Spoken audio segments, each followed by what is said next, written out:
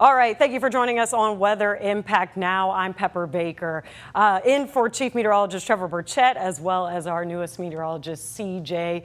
And we are going to go ahead and send it on over to meteorologist Reagan Boone for a first check of your forecast.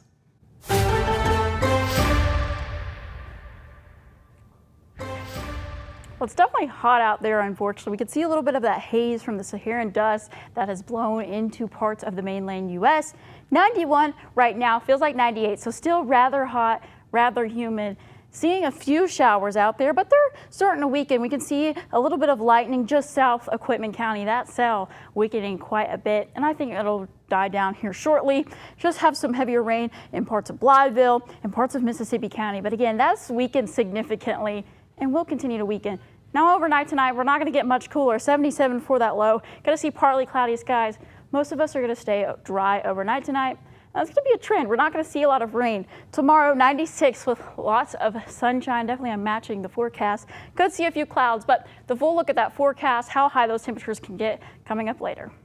All right, Reagan, we'll see you then. Thank you. Summer flooding has been a concern across the country, including for one of our neighbors to the northwest, Missouri. This is a look at the damage left behind at a campground in Lesterville, which is in the southeast part of the state.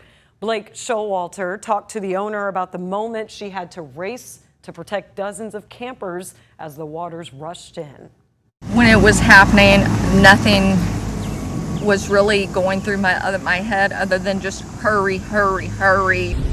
Oh my gosh, what's that big stick? Springing into action, Chris Dinkins started banging on RV doors and blaring her megaphone, alerting more than 150 adults and 8 children to seek shelter last Thursday as floodwaters began to rise. People were like, can I take my camper? Do I have time to get this? Do I have time to get that? And I'm just get out, just get out, just get out. As campers began to evacuate, some were trapped on the campground. With nowhere else to go, Dinkins' husband opened the doors of their store, sheltering as many people as he could. We had 47 people in the store. The store is slightly elevated, so normally water would not get in there, and we were thinking that they were safe from everything. While those people took shelter, Dinkins found high ground and called 911. But emergency crews were overwhelmed with calls all across Reynolds County, forcing her to sit, wait, and pray without knowing what the future held. He told me that the barn was gone and that he was concerned about the building washing away next. I was just panicked about what was going to happen. And eventually, help did arrive. It took time for them to get the boats in the water and to find the locations where people were, because there was so much underwater that all they were seeing was the tops of trees and things that they didn't know what direction to head in. Today, the floodwaters have receded, but the devastation left behind is immense. The business itself is completely destroyed. At first I was thinking, well, we can still float even though the campground's not here. Well, we lost 4 buses, 6 trucks, the generator, the air blowers, so we have nothing to operate the floats with to even recover part of the business. Dinkins says it's not just her business that she's worried about. It's the livelihood of many people. This is their job. This is what they do. And, I have that stress on me now of the responsibility of I have to continue to be able to pay them their salary because their life depends on it. Despite the destruction, Dinkins is focused on what remains, not what was lost. We look around and we see how much we've lost and how much devastation there is, not only to our property, but to everybody else's property. But it's just things. It's just material things. They can all be replaced. And we just thank God that no lives were lost. Whew, such a touching experience there. Now from Missouri up to the northeast, orange skies are now blanketing some of the nation's biggest cities as smoke from Canadian wildfires covers much of the upper Midwest and northeastern U.S. As Alex Stone reports, these conditions can cause the lungs and eyes to burn.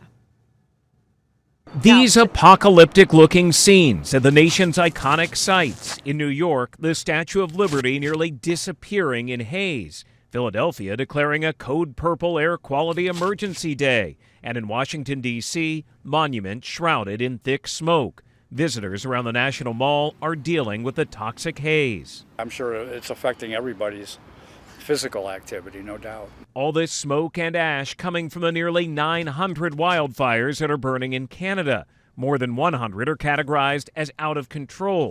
Many are in Ontario. Ontario Premier Doug Ford telling ABC News he is asking the U.S. for help.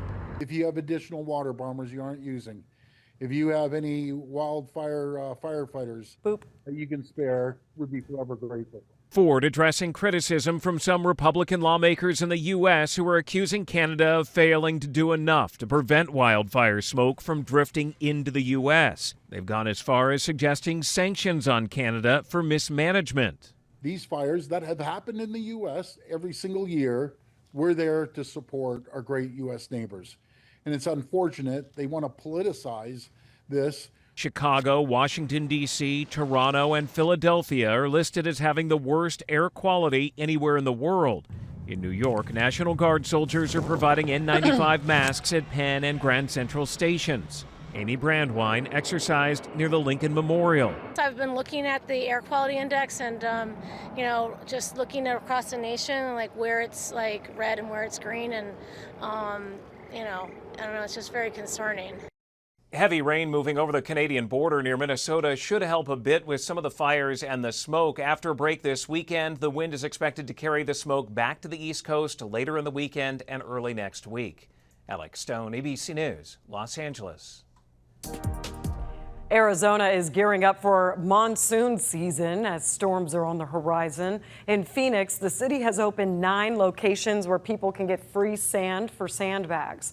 The Emergency Management Agency says sandbags can work well at blocking or redirecting floodwater from getting inside homes during a monsoon, especially if placed correctly.